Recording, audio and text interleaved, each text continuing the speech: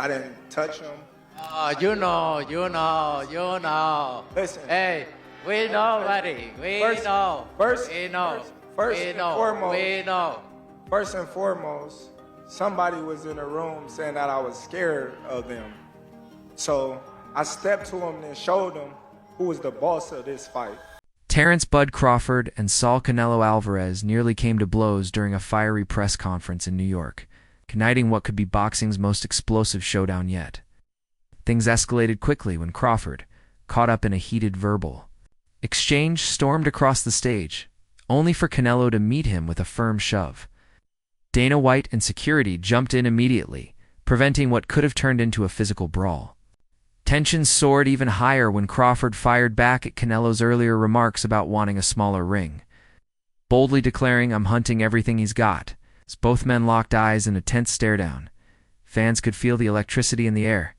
This wasn't just hype, it was personal. I always try to respect my opponents, and I think he don't did them because he really wanted to do. I think Turki Al-Ashi told him, "You need to do something," and he did. And now before I respect his word because he say, "Oh, I'm not gonna let somebody to tell me what I need to do," and he did. So, but you know me. I respect everybody, but if you with me, so it's gonna be different. Terence, is that true? Did Turki Al-Ashi ask you to spice things up? Turki didn't ask me to do nothing. I didn't touch him. Crawford made it crystal clear that he isn't the least bit intimidated by Canelo Alvarez. He brushed off any suggestion of fear and instead showcased rock-solid confidence. During the press events, he intentionally closed the gap between them, stepping right up to Canelo to assert dominance and prove he wasn't backing down. He vowed to take the fight to Canelo from the opening bell, making it clear that he won't let anyone dictate his tactics. His words weren't empty boasts either. Each stride toward Canelo, each silent glare, sent a powerful message. This isn't just another fight for Crawford, it's one he fully intends to win. You know. Listen. Hey, we know, buddy. We know. First and foremost, somebody was in the room saying that I was scared of them. So I stepped to him and showed him who was the boss of this fight. I ain't scared of.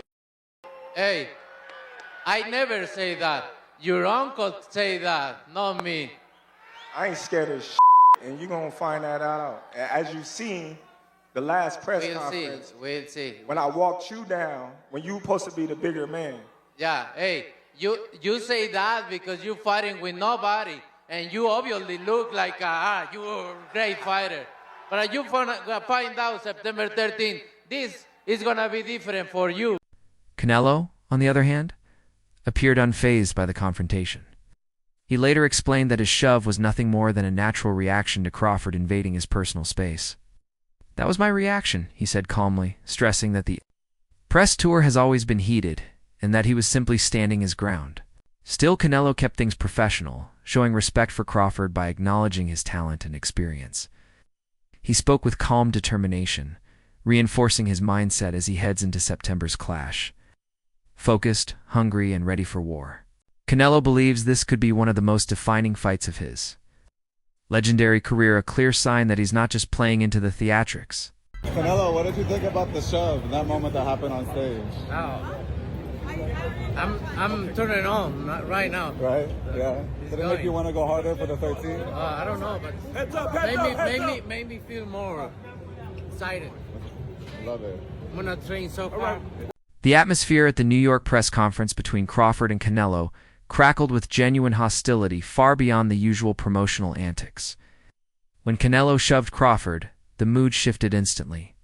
Crawford, clearly agitated, snapped back. "The only running I'll be doing is running upside his head. He's got a big head too." The jab hit hard, both literally and verbally, drawing gasps from those in attendance. When Canelo brought up his preference for a smaller ring, Crawford quickly countered with his now famous line about hunting everything Canelo has. And when Crawford stepped in once more, Canelo responded with force, resulting in a fast-moving scramble as security dashed in to de-escalate the situation. He's not gonna beat me. Don't worry about it. He's not gonna beat me. Don't worry about it. I think this fight is gonna be in the books of the history of boxing for sure. That's for sure. For sure, them belts coming with me. They coming home with me. I'm telling you right now. You can see it, but it's gonna be difficult. You take it to your home. I'm taking them. And ain't nothing you gonna be able to do about it come fight night. I know Turkey's in your corner, I promise you. But look, it's gonna be very difficult. He's gonna be so mad that day. Believe me. I see you. I see you. You see I'm different. I see you too. You see I'm different than all the other ones. No, I see you. No, you don't look different. You're nothing different. I'm different. Nothing different. I'm different. We'll see. You gonna see. We'll you know see. it. We'll see. We'll We're gonna son. see. Surprisingly, ahead of their Riyadh press conference, Crawford and Canelo actually shared a polite dinner arranged by Saudi promoter Turki Alalshik. Despite the cordial setting, Crawford later admitted that dinner felt awkward. He'd already eaten and barely touched his plate, while Canelo revealed he couldn't stop thinking about the looming fight. Though the meal reflected a level of professionalism and mutual respect, Crawford was quick to clarify that once fight night comes around, all niceties are off. For him, the dinner meant nothing once the gloves are on. He's planning to focus every ounce of that tension into sharp execution inside the ring. I couldn't eat. I had just ate, so it was kind of crazy. Did you get the sense that Canelo was perhaps trying to scope you out, or was it just a friendly dinner? It was a friendly dinner. You know, it wasn't no animosity, bad blood, or anything like that. Was His Excellency trying to probe anything between you, ask some questions that might cause some hairy moments? Nah, not at all. Not at all. It was all cool. David Benavidez weighed in on the matchup and gave Crawford a strong shot at victory, estimating a 70% chance for the Nebraska native to beat Canelo, especially if Crawford can adapt well to the extra weight. Benavidez praised Crawford's elite boxing IQ and history of outclassing top-tier opponents, noting his ability to stay calm under pressure. Still, Benavidez later took a more cautious stance, suggesting Canelo might still hold the edge, perhaps 60-40 in his favor, mainly because of the physical size difference. His comments reflect a deep respect for both fighters and a belief that this bout is anything but predictable. Does he have an opportunity to beat Canelo? I think if anybody has a chance to beat Canelo, I think it's Terence Crawford. His IQ is on another level. He's a great fighter, and he's strong. It's just that it's a lot of weight. I wouldn't be surprised if Terence Crawford wins. Wouldn't be surprised if he loses either. Terence Crawford, when he went up against the best opposition, like Errol Spence, he showed what level he's on, what type of dog he is. So I don't know. You really have to let these fights play out to see what happens. He might get hurt. That might activate him to come back strong. Could you still make 68? I don't want to make 68. No, I know you don't. Terence wins 68. Yeah, well, if that's, yeah, I can make 168. Stephen A. Smith added his voice to the mix on ESPN, offering a balanced take on what could be one of boxing's most memorable matchups. He called the fight unique to generational talents meeting at Super. Middleweight Tan gave both men credit for their legacies. In his breakdown, Smith highlighted Crawford's southpaw stance and his exceptional ability to adapt in the ring, warning that this could create serious problems for Canelo. At the same time, he acknowledged Canelo's superior strength and years of experience against elite-level competition, making it clear that this isn't a lopsided fight. It's a chess match between two brilliant minds. Let me tell you what I think should be gone.